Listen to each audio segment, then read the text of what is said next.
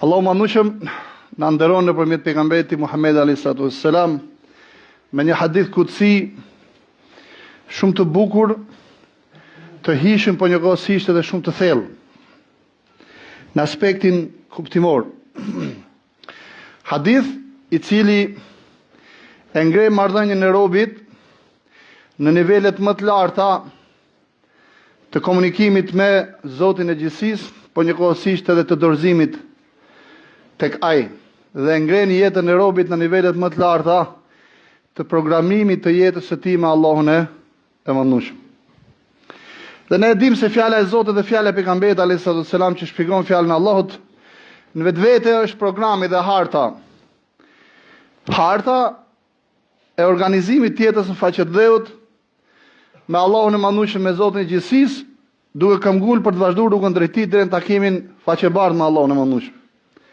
Mi po sekreti i gjithë kësaj është devocioni i brendshëm, dorëzimi i brendshëm tek Allahu mëndshëm. Mi po kjo në vetvete është fryti kujt? Fryti i njohjes së plotë të Allahut mëndshëm. Do me thanë, sa ma shumë ne e njohim Allahun e mëndshëm se me kë kemi të bëjmë, aq ma shumë kemi gatishmëri të brendshme për t'u dorëzuar atij, për rjedhoj, aq ma shumë kemi gatishmëri me e programuar çdo sekond të jetës tonë në përputhje me urdhrin dhe ndalesën e tij dhe udhëzimin dhe dritën e tij. Dhe kjo lloj formule o xhamat nuk duhet haru asnjëherë, sepse në vetvete është edhe laboratori i analizimit për kushtimit ton fetar. Momentin që ne stonojmë, apo besimtari stonon në një sferë të caktuar në aspektin e programimit të jetës me Zotin, le ta di se problemi i tij kryesor është këtë devocioni i brendshëm, gatishmëria e brendshme, forca e brendshme, vullneti i brendshëm. Kjo në vetvete është e lidhur ngushtë pa ky lloj stonimi ose kjo lloj dobësie, është e lidhur ngushtë me kë? Me vetdijen lidhe me Zotin, se me kë këtë bësh. Prandaj me fe Allahu mëndshëm her pas here na thot kujtohuni, përkujtohuni, fedhekir, përkujto se përkujtimi u bën dobi besimtarëve. Allahu mëndshëm thot në këtë hadith kutsi të gjatë dhe të mrekullueshëm: Ja ibadi, inni harramtu adh-dhulma ala nafsi wa ja'altuhu bainakum muharraman fala tadhalimu. O robët e mi, unë ja kam bërë vetes time haram padrejtësinë, prandaj mos i bëni padrejtësi njëri tjetrit. Padrejtësinë Allahu mëndshëm e lidh me kë? Pra në aspektin e ndalimit. Nuk ja len vetëm fitras ose natyrshmërisë njerëzore, por thot unë ja kam bërë haram vetes time. Pra edhe pse kam fuqi dhe mundësi me bë çka du, çështja ime është thot bëju dhe bëhet, megjithatë është e pamundur që unë të bëj padrejtësi, vetes time ja kam bërë haram padrejtësinë. Dhe kur ndalemi ne ke ky pohim hynor, natyrisht marrim forcë për mos me i bë padrejtësi njëri tjetrit. Kur Allahu mëndshëm ja ka bërë haram vetes vet padrejtësinë, dhe kjo jep shenjtri kësaj teme ose këtij koncepti në veten tonë, që do të thotë momenti kur njeriu t'i shkon mendja ta bëj këtë gjë, le ta di se ka të bëjë lidhje drejt për drejt me Allahun e mëndshëm, me Zotin e gjithësisë. Prandaj, edhe pse nuk do zgjatemi në këtë temë se është temë vete, një nga temat kryesore ku Allahu mëndshëm i ka mbulu ose e ka mbulu dhe e ka rrethu me ligje dhe udhëzime, do të thonë ka vendos ligje të veçanta ose sunete të veçanta, kanune të veçanta lidhje me zullumin. Është nga temat më madhore të Kuranit. Pra se si fillon zullumi, si zhvillohet, dhe në momentin kur arrin kulmin e tij, aty është fundi i tij. Dhe prandaj Allahu mëndshëm thot për popujt e mëparshëm: Inna rabbaka labil mirsad. Allahu mëndshëm i ka këto me i fja popuj ose këto zhvillime si ai që rin frengji me i fja për të prit për atë gjahun e tij. Pra Allahu mëndshëm ka gjithë nën kontroll. Wala tahsabanna Allaha ghafilan amma ya'malu adh-dhalimun. Mos e bëhet pandeh Allahun e mëndshëm të pavëmendshëm ndaj zullumit, zullumqarëve. Dhe siç e kemi thënë, një nga problemet që ka zullumi është amëlsia e zullumit. Dhe kur njeriu t'i bëhet i amël zullumi, mendon me i fjalë se funksionoka. Që ka mirë, madje është budallëk mos me bë zullum. Dhe Allahu mëndshëm thotë unë kam në kontroll të plot. Pastaj thotë Allahu mëndshëm: Ja ibadi, kullukum ja'iun illa man atamtu. O robët e mi, që gjithë ju jeni të uritur përveç sa atë që du ta ushqej unë. Edhe ushqimi, po edhe efekti që lë ushqimi, që është shuajtja e urisë, janë për Allahut mandueshëm për Zotin e gjithësisë. Mund të ndodhë Allahu mandueshëm ta, pa t'ia mundësoj robit ta marrë ushqimin, nuk ja shuan urinë. Dhe një nga fenomenet e njeriu të bashkohor postmodernist është mosngopja. Ka shumë, njeriu ka shumë.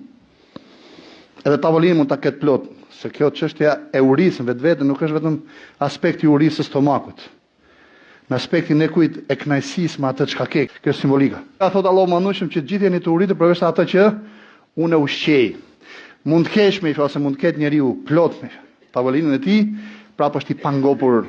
Dhe kjo shpjegon edhe fenomenin e shpërdorimit bashkëkohor. Me tonelata, me qindra, mira, miliona tonelata hedhen në oqean. Kush është problemi? Mos ngopja e njeriu të bashkëkohor. Edhe pse i ka të gjithë. Edhe efektin e ushqimit në stomak është Allahu mandueshëm me që e bën. Na thot Allahu mandueshëm për hijen, duke na e paraqitur si krijesë në vetvete. Thumë xhan në shemsa alehi delila. Ne thotë krijuam hijen, por dielli e bën tregues të hijes. Por hija në vetvete është krijesë në vete. Është krijesë në vete, është Allahu mandueshëm ai i cili ka bërë diellin tregues të hijes. Po doj walau sha'a la ja'alahu sakina. Po doj Allahu mandueshëm hijen e bën statike. Me thotë vetëm Kur'an. E bën hijen statike. Mund të lëvizë dielli, hija ngelet në vend. Kjo është edhe puna e urisë, edhe shujtjes së urisë, edhe ushqimit. Lidhja nuk është lidhje absolute, po doj Allahu mandueshëm e mbush robi stomakun e tij plot, prapë me fjalë ndjeti i uritur.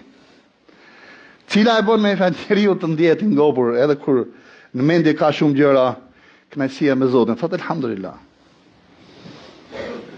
Kur e faktorizon këtë koncept madhor, o rob të mi, që gjithë jeni të uritur përveç atij që unë ushqej.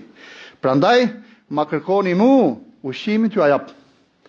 Do me thanë, siguronja si pas asaj që kënaqë Allahu në mandueshëm, se kështu me i fa kënaqen edhe në dynja, edhe në ahiret. Edhe kur keni shumë, edhe kur keni pak. Edhe kur keni atë që doni, edhe kur keni atë që s'doni. Ja ibadi kullukum arin illa man kasautu, fastaksuni aksukum. O rob të mi, që gjithë jeni laguriq. Gjithë jeni të paveshur. Përveç sa atij që e vesh unë. Prandaj më kërkoni mu që t'ju vesh. Po të marrim robën, mënyra se si nxirret nga toka materiali ose nga bima, pastaj përpunohet, futet nëpër fabrika, na vjen ky materiali në prej Turqie, prej Kine, prej Amerike, prej Amerike, pastaj ne e veshim. Allahu mandueshëm po ta nxjerrë jashtë lojë një proces, të këtij procesi njeriu ngjehet laguriq. Njëkohësisht na përcjell mesazhin edhe këtë. Fitoje si asaj që kënaq Allahu në mandueshëm. Prapë me i edhe këtu mund të fusim, mund të faktorizojmë konceptin e kuq përdorimit. Garderobet plot garderobe. Plot garderobe. Dhe çdo vit me ndrohen garderobe. Pse, për çfarë arsye? Trendi, moda. Normalisht Allahu mandueshëm ka lejuar të bukurën dhe e do të bukurën. Pra njeriu ka qenë vishet me rroba të bukura. Por, na thot ky ajet kuranor ose ky hadith kutsi, kujdes nga shpërdorimi i kënaqur me atë që ta ka dhënë Allahu mandueshëm, Zoti i gjithësisë. Pejgamberi alayhis salatu wassalam edhe pse ishte miliarder, domethënë kishte raste miliarda. Miliarda i binin dorë. Transmetohet se kishte dy rroba, një për ver, një për dimër. Normalisht e lante, e pastronte, e mbante. Është problem konsumatorizmi në aktualitetin tonë. Shumë problem. Dhe pa dashje, ose më drejt duhet jemi të vëmendshëm tek mënyra se si e reflektojmë jetën tonë të përditshme. Ke ushqimi që ham, ke rrobat që vesh, ke uji që përdorim. Thot pejgamberi alayhis salatu wassalam mos shpërdoro ujin edhe nëse je duke marr abdes, në një lum të madh që rrjedh. Po tash si më thën lum, edhe aty thot pejgamberi mos shpërdoro. Sa është problemi ku? Ke etika e përdorjes së ujit. Tek etika e përdorjes së ujit. O bita Ademit, thot Allahu mandueshëm, innakum tukhti'una bil-layli wan-nahar wa ana aghfiru adh-dhunuba jami'an fastaghfiruni aghfir lakum. Ju gaboni natën dhe ditën, sa i mëshirshëm është Zoti. Ju gaboni natën dhe ditën. Kurse unë i fali gjitha gjunafet, prandaj më kërkoni falje mu, që t'ju afal. Domethënë edhe në momentin që prishet balanci me veten, i vetmi vend ku mund ta rregullosh, ktheu ke Zoti. Allahu e di mirë me i fjalë dhe e njeh mirë laboratorin e rregullimit të nefsit, të shpirtit dhe të stonimit balancit mbrëmshëm. Ktheu ka Allahu manushëm. Bëj tobe, astaghfirullah. Dhe asnjëherë mos i shko shejtanit mbrapa. Mos e unë gabova tashmë është për ly nefsi im. Ktheu tek Allahu manushëm, ktheu tek unë thotë Allah. Unë i fal gjitha gjunavet pa përjashtim. Allahu manushëm e shtrin dorën e tij pra të pendimit natën që të pendohet mëkatari i ditës. Dhe e shtrin dorën e pendimit ditën që të pendohet mëkatari i natës, natën edhe ditën. Përderisa ti gabon natë dhe ditë dhe Allahu manushëm fal natë dhe ditë. Prandaj me fjalë mos hiq dorë nga Allahu manushëm, rri gjithmonë me të. Mos u largon nga Zoti. Mos u largon nga Zoti i gjithësisë. Edhe nëse mëkati është shumë i madh, pra pri me Zotin, sepse i vetmi laborator ku mund të rregullohet stonimi i nefsit ose prishja e balancit brendshëm është laboratori hinor, kthimi tek Allahu manushëm. O rob të mi, pastaj Allahu manushëm na mrekullon prapë me këtë vazhdimsi të hadithi. O rob të mi, ja ibadi, innakum lan tablughu naf'i fatanfa'uni wa lan tablughu dhurri fatadurruni. O rob të mi, ju aslan nuk keni mundësi me më bë mu dobi që të më bëni dobi. S'mundeni. As nuk mund të më bëni dëm që të më dëmtoni. Për të na thënë Allahu manushëm, gjithë punë që i bëni për veten tuaj. Gjithë punë që i bëni për veten tuaj. Domethënë kur t'ju shkoj mendja me e bën një të keqe, mendoje mirë se po i bën të keqen vetes tande për dynjën dhe ahiret. Kur të shkoj mendja me e bën një të mirë, Allahu nuk ka nevojë. Thjesht angazhohu në atë formë që të kënaqësh Zotin e gjithësisë, që të përfshi drita, mëshira, kënaqësia dhe bereqeti i tij në dynjë dhe në ahiret. Allahu manushëm nuk përfiton asgjë. Ja ibadi, law anna awwalakum wa akhirakum wa insakum wa jinnakum kanu ala atqa qalbi rajulin wahid minkum ma zada dhalika fi mulki shay'. O rob të mi, nëse i pari dhe i dyti për ju, gjindë dhe njerëz, gjithë pa përjashtim, do të ishin në nivelin më të lartë të devotshmërisë, si një person i vetëm, pra në nivelin më të lartë të devotshmërisë, kjo nuk i shton gjë pushtetit tim, thotë Allahu. Se unë jam i pushtetshëm, i pasur, i fortë dhe i fuqishëm vetvetiu. Walau anna awwalakum wa akhirakum wa insakum wa jinnakum kanu ala afjar qalbi rajulin wahid minkum ma naqasa dhalika min mulki shay'a. Dhe nëse gjindë dhe njerëzit nga i pari ke i fundit, pa përjashtim, të gjithë, do të kishin qenë në aspektin e devijimit, devijim ekstrem, me zemrën më të prishur që mund të shkojë në përmend, as kjo nuk e pakson pushtetin tim. Ja ibadi, law anna awwalakum wa akhirakum wa insakum wa jinnakum qamu ala sa'idin wahidin, fasa'aluni, fa'ataytu kulla wahidin minkum mas'alatahu. ما نقص ذلك من ملك شيء إلا كما ينقص المخيط إذا أدخل البحر. Nëse i pari dhe i fundit, prej gjindëve dhe njerëzve, do të ishin bë bashk, shikoni pushtetin e Zotit dhe pasurinë e Zotit xhaman. Dhe fuqinë e tij, dhe mbretërinë e tij. Nëse gjindët dhe njerëzit nga i pari ke i fundit, përfiton nga i pari, nga momenti i parë që është krijuar njeriu i parë dhe gjindi i parë. Deri ke i fundit, gjithë pa përjashtim do ishin grumbulluar me i vend. Dhe çdo njeri do i kishte kërkuar Allahut manushëm çka i shkon ndërmend, dhe çdo njeri do i kishte dhënë Allahut manushëm çdo njeri pa përjashtim kërkesën e tij. Thot kjo nuk e pakson pushtetin tim aq sa mund ta paksoj gjilpana ujin e detit kur futet në det. Shikoni pasurinë, pushtetin dhe fuqinë absolute të Allahut, sa i pamvarur është Allahu manushëm për krijesave të tij. Pastaj na thot Allahu manushëm, pas gjithë kësaj robë të mi, ai shikoni pushtetin tim, a shikoni forcën time, a shikoni pasurinë time, a shikoni se çfarë privilegji që gëzoni me kë keni të bëni, a shikoni se kush është Allahu manushëm. Dhalikumullahu rabbukum, ky është Allahu, ky është Zoti juaj. Prandaj, a nuk është natyrshme të jeni krenar me Allahun tuaj? Të jeni të fuqishëm me Allahun tuaj, të jeni të fortë me Allahun tuaj, të rini gjithmonë tek Allahu juaj, gjithmonë qëndroni tek dera e tij. Edhe gjithmonë të jeni të fuqishëm dhe të fortë me të dhe të pasur me të. Pastaj na thot Allahu manushëm, ja ibadi, innama hiya a'malukum uhsiha lakum thumma uwaffikum iyyaha faman wajada khayran falyahmadillah wa man wajada ghayra dhalika fala yamlumanna illa nafsa. O rob të mi, punë tuaja, ato punë që ju bëni, që gjitha unë i bëj ihsa. Ihsa do thot me i përfshi dhe me i përmbledh gjitha.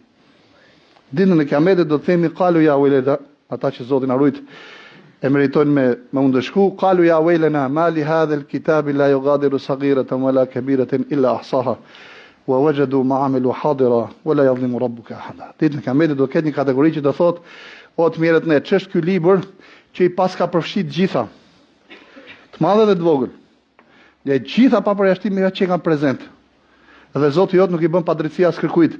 Dhe na si Allahu manush këtë fakt na e përmend me kaq qartësi dhe eksplicitet për të na thënë sa jeni në dynjë keni rast të madh. Keni mundësi të madhe, pse? Sepse Zoti ju i fal natën dhe ditën, prandaj pendohuni natën dhe ditën për gjithë mëkatet që keni bërë.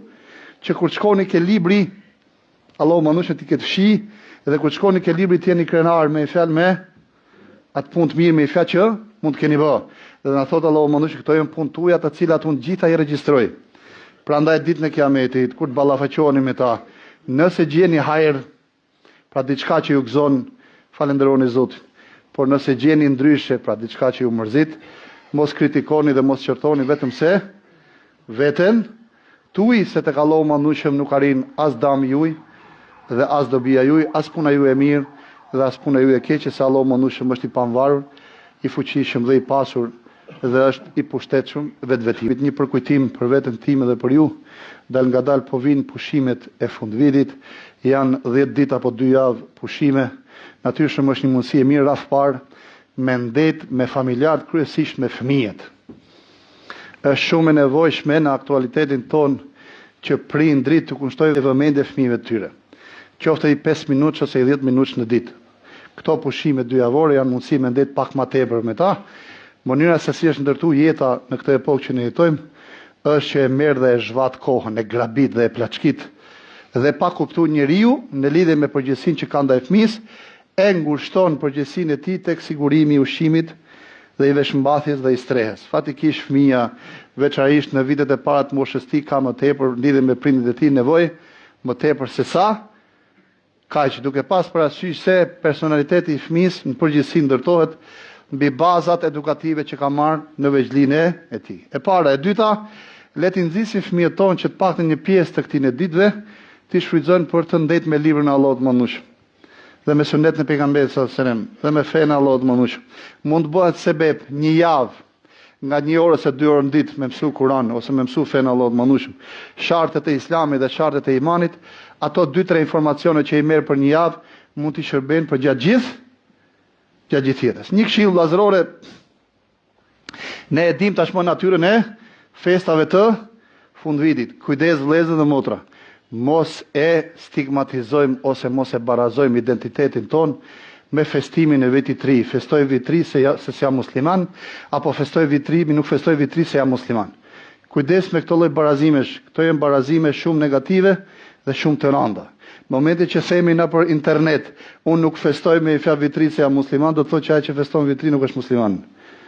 Mos i japim rëndësi kësaj teme më tepër se sa e ka. Janë disa sjellje shoqërore që ndryshohen me kohë dhe mënyra më e mirë e ndryshimit të tyre është injorimi i tyre. Mos merrem me këtë temë, mos e bëjmë me fjalë temë sepse realisht nuk është temë. Thjesht me fjalë kisha në jetë të tërheqëve mendjen time dhe ju ka çështje më të rëndësishme identitare.